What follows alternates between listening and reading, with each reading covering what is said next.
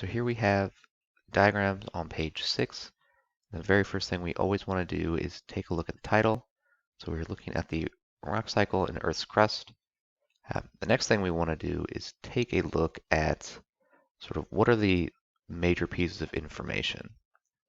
So what stands out to me are these boxes around sedimentary rock, metamorphic rock, igneous rock,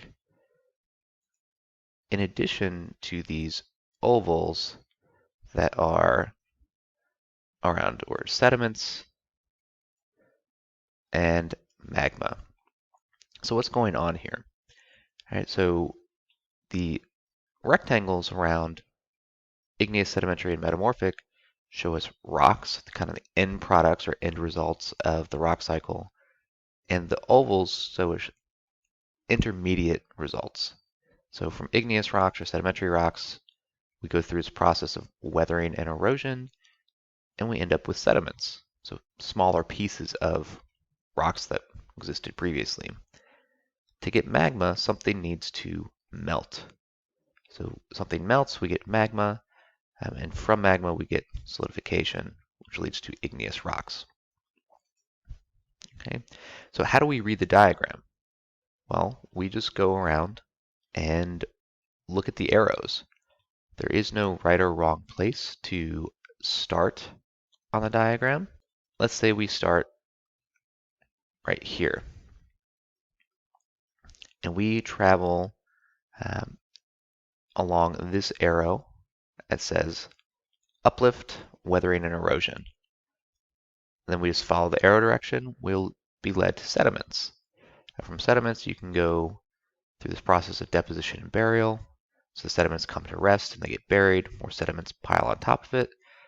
Follows along, compaction and or cementation.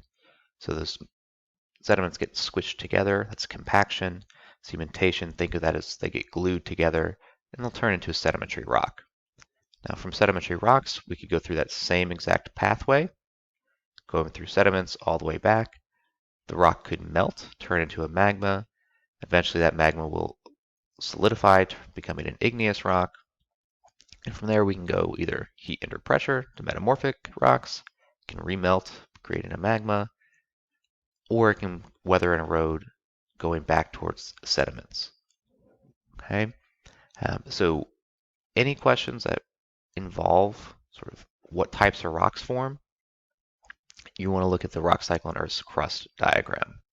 And the important thing about this is that all of these arrows, so deposition and burial, compaction and cementation, heat under pressure, melting, solidification, weathering and erosion, all of the labels on the arrows in between the rocks show us processes.